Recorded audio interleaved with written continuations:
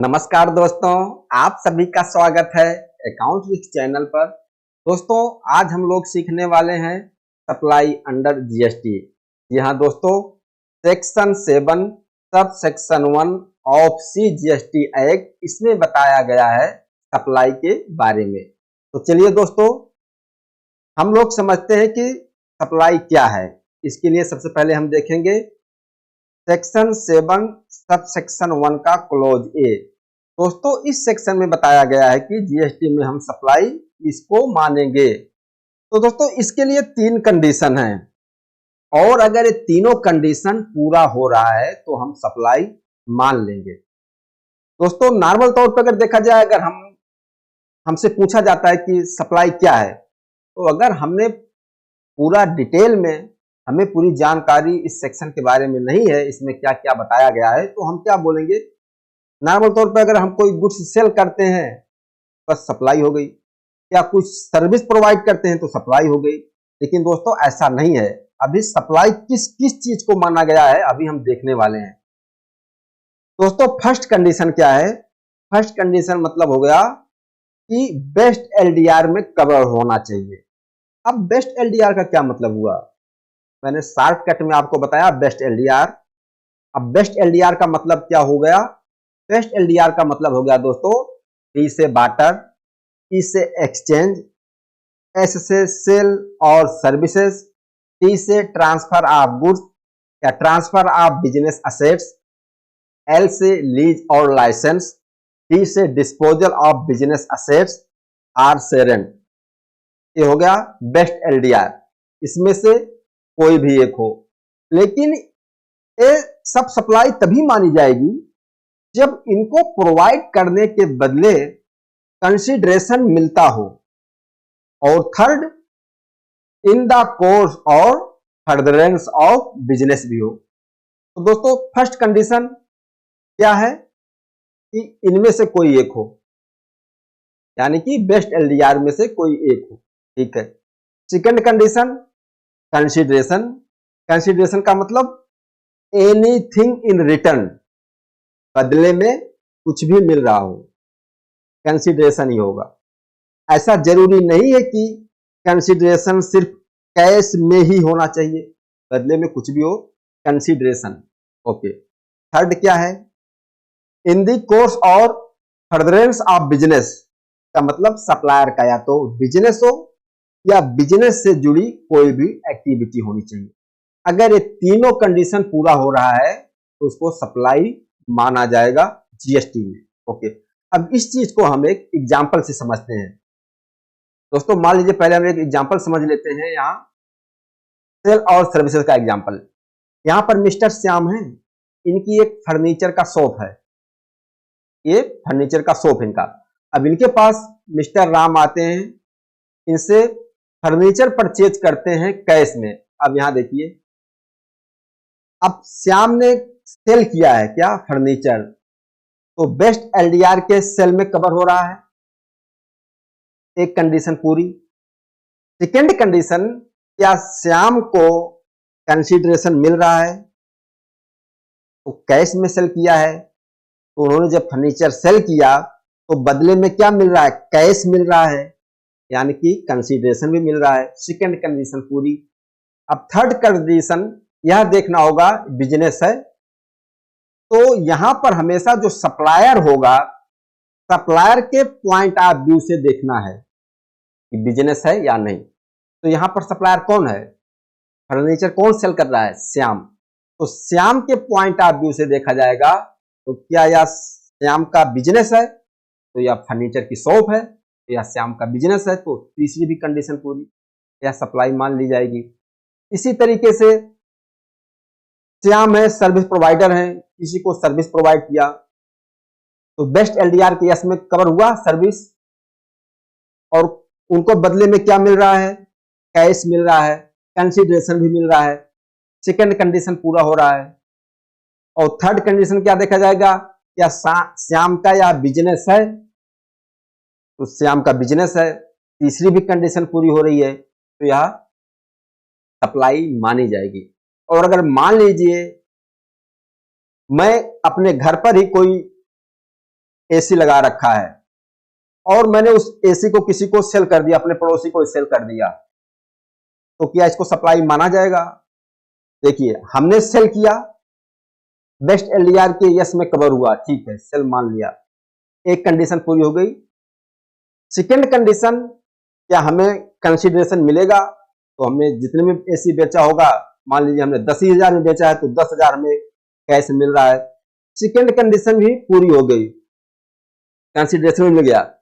अब ये देखा जाएगा कि क्या वह मेरा बिजनेस है। तो यहाँ क्या मिल रहा है कि मेरा बिजनेस तो है नहीं, हमारा घर का ही सामान था, पर्सनल यूज के लिए था, हमने उसे बेच दिया उसको।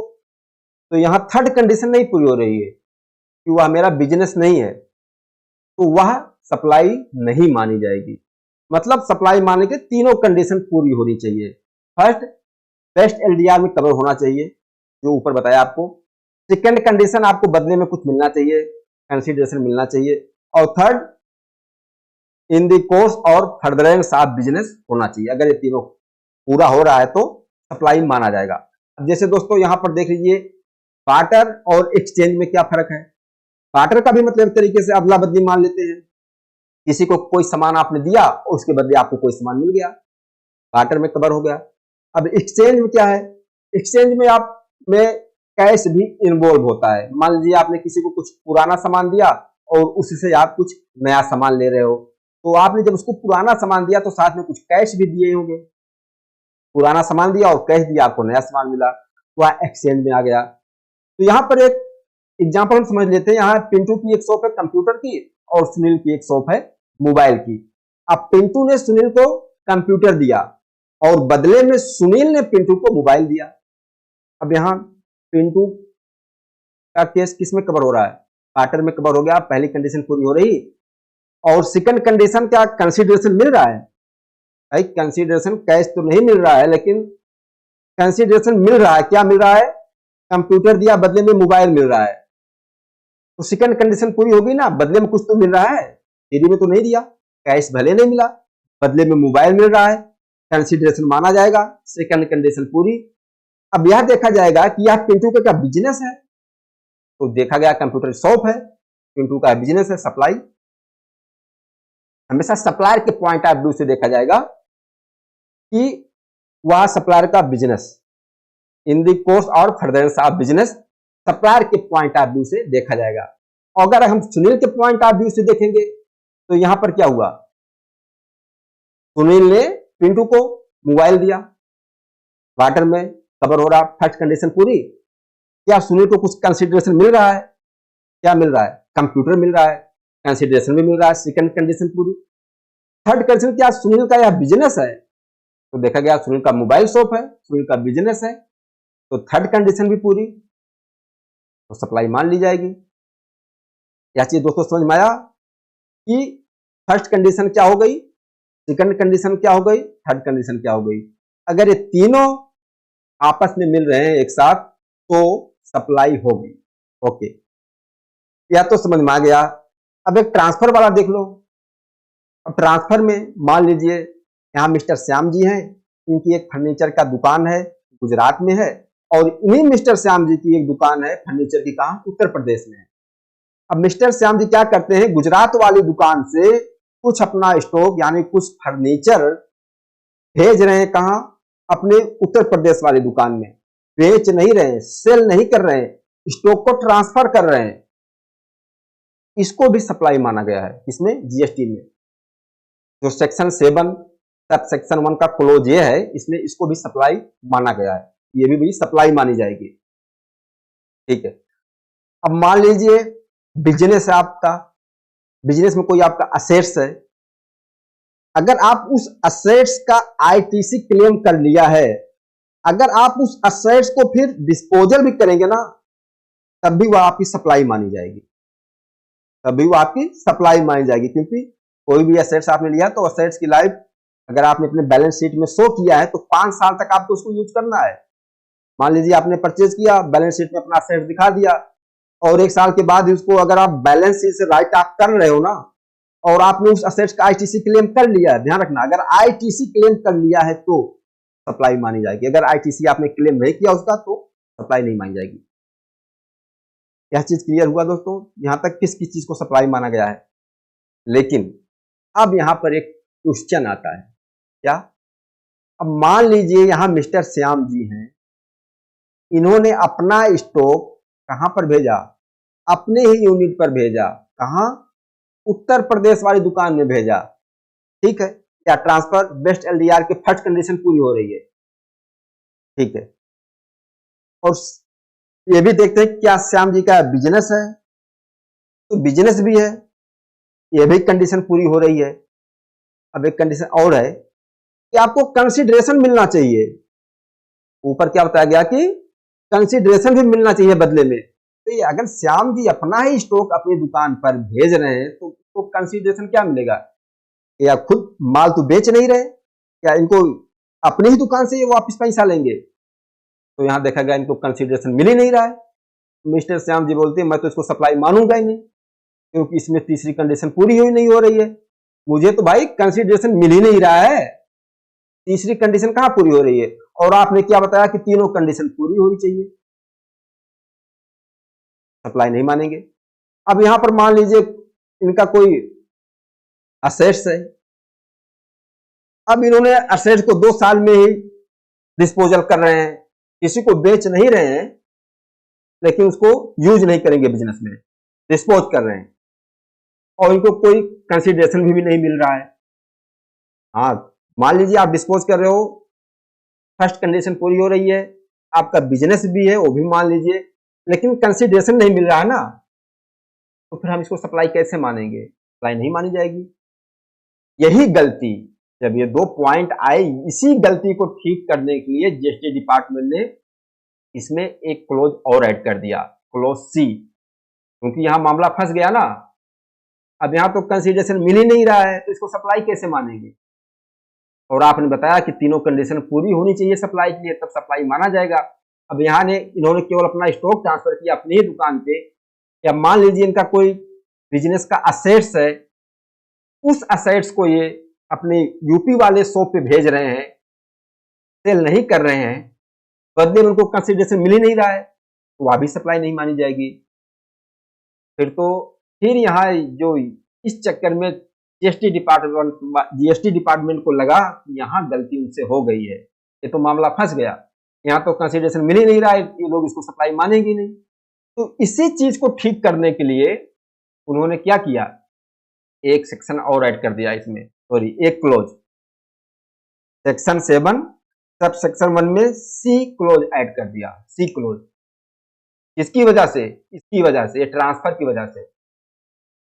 अब यहां इन्होंने क्या बता दिया, इसमें 3 एक्टिविटी बता दिया, इसमें 3 एक्टिविटी कवर किया गया है। अब ये सप्लाई विदाउट कंसीडरेशन भी सप्लाई माना जाएगा। आपको कुछ भी कंसीडरेशन नहीं मिल रहा है ना, फिर भी सप्लाई माना जाएगा, लेकिन साथ में इन द कोर्स और फर्दरेंस ऑफ बिजनेस होना चाहिए। कंसीडरेशन नहीं है, सप्लाई माना जाएगा। ऊपर क्या बताया गया था, 3 कंडीशन बताई गई थी कि बेस्ट एलडीआर में कवर हो रहा हो, पहली कंडीशन, उसको प्रोवाइड करने के बदले में आपको कंसीडरेशन मिल रहा हो, और आपका इन द कोर्स और फर्दरेंस ऑफ बिजनेस होना चाहिए। तीनों कंडीशन पूरी हो तो सप्लाई मानी जाएगी। अब वहां ट्रांसफर वाला मामला फंसा था, जो स्टॉक ट्रांसफर हो रहा था वहां वाला मामला फंसा था, वहां कंसीडरेशन नहीं था, उसको सप्लाई कैसे माना जाएगा? तो उस चीज को ठीक करने के लिए इस क्लोज सी लाए। सी में क्या बोल दिया कि 3 एक्टिविटी ऐसी है, सप्लाई विदाउट कंसीडरेशन, बिना किसी कंसीडरेशन के भी सप्लाई माना जाएगा। अब वो 3 चीज कौन सा है? डिस्पोजल या permanent transfer of business assets, यदि आईटीसी क्लेम कर लिया गया हो, मतलब वह असेट्स जिसको आप परमानेंट ट्रांसफर कर रहे हो या डिस्पोजल कर रहे हो, अगर आपने उसका आईटीसी क्लेम कर लिया है, तो विदाउट कंसीडरेशन, अगर आपको कोई कंसीडरेशन नहीं भी मिल रहा है, तब भी वह सप्लाई माना जाएगा। Second, transaction between related party या डिस्टिंक्ट पर्सन, इसमें भी अगर आपके पास कोई कंसीडरेशन नहीं आ रहा है, कोई कंसीडरेशन नहीं मिल रहा है, फिर भी सप्लाई मानी जाएगी। तीसरा, transaction between principal and agent, इनके भी बीच अगर कोई ट्रांजैक्शन होती है तो अगर कंसीडरेशन नहीं है फिर भी सप्लाई माना जाएगा। लेकिन साथ में ध्यान रखना, इन दी कोर्स और फर्दरेंस ऑफ बिजनेस होना चाहिए। अब इसका हम एक दो एग्जाम्पल समझते हैं। पहला एग्जाम्पल मान लेते हैं कि मान लीजिए हमारा कोई असेट्स है जो यहाँ की हमारे गुजरात वाली यूनिट में है। अभी इस असेट्स को हम परमानेंटली हमेशा के लिए अपने यूपी वाले शॉप में ट्रांसफर कर रहे हैं और इस असेट्स का हमने आईटीसी क्लेम कर लिया है।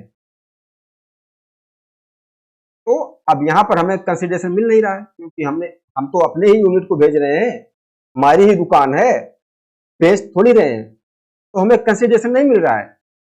तो यहां कहा गया है कि विदाउट कंसीडरेशन भी सप्लाई माना जाएगा। भले आपको कोई कंसीडरेशन नहीं मिल रहा है लेकिन उसको सप्लाई माना जाएगा। ओके, यहां पर क्लॉज सी में बता दिया। अब यहां ट्रांजैक्शन बिटवीन रिलेटेड पार्टी, आप अपने कोई रिश्तेदार को किसी रिलेशन में कुछ सप्लाई कर रहे हो, अगर आपको कोई कंसीडरेशन नहीं मिल रहा है, फ्री में आप दे रहे हो, आप तो बोल रहे हो मुझे कंसीडरेशन मिल ही नहीं रहा है, लेकिन यहाँ क्या बोला गया, transaction between related party, free में आप दे दो भैया, लेकिन फिर भी वह सप्लाई माना जाएगा। ले आपको कंसीडरेशन कुछ नहीं मिल रहा, आप फ्री में दे रहे हो, सप्लाई मानी जाएगी, लेकिन साथ में in the course are furtherance of business होना चाहिए। ओके, अब मान लीजिए आप अपना स्टॉक को अपनी एक यूनिट से दूसरी यूनिट में ट्रांसफर कर रहे हो, वहां भी तो आपको कोई कंसीडरेशन नहीं है, कोई कंसीडरेशन आपको नहीं मिल रहा है, लेकिन उसको भी यहां पर सप्लाई माना जाएगा। कहां बताया गया है, या क्लोज सी में बताया गया है। अब दोस्तों, अब तीसरा जो है transaction between principal and agent, इसका एक एग्जांपल हम लोग देखते हैं।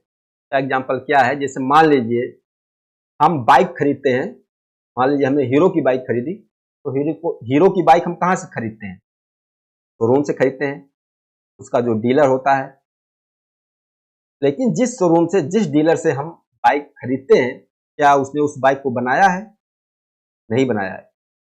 उस बाइक को बनाने वाला तो कंपनी है, हीरो कंपनी। अब जब हीरो कंपनी ने बाइक बनाई है तो हीरो कंपनी से बाइक निकलकर जो एजेंट होगा, जो डीलर है हीरो का, जहां से हम लोग परचेज करते हैं अपने सिटी में बाइक को, 100, 200, 400 बाइक अपने डीलर के पास भेजती है। तो क्या जैसे ही कंपनी डीलर के पास सारी बाइक भेजती है तो क्या कंपनी को एजेंट तुरंत पेमेंट कर देता है? नहीं करता, वहां भी कंसीडरेशन नहीं है।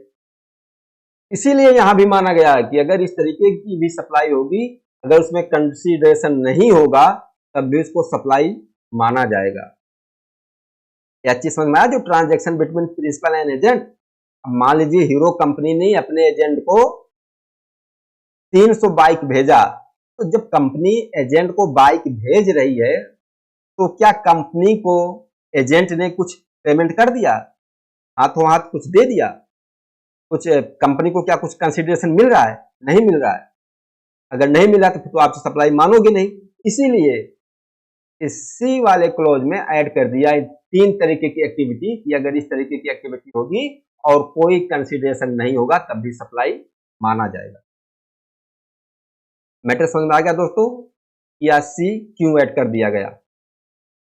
सी में क्या कहा गया कि 3 तरीके की एक्टिविटी बताया गया है, और अगर ये एक्टिविटी हो रही है तो इसमें जो सप्लाई होगी विदाउट कंसीडरेशन, कंसीडरेशन नहीं होगा फिर भी सप्लाई माना जाएगा।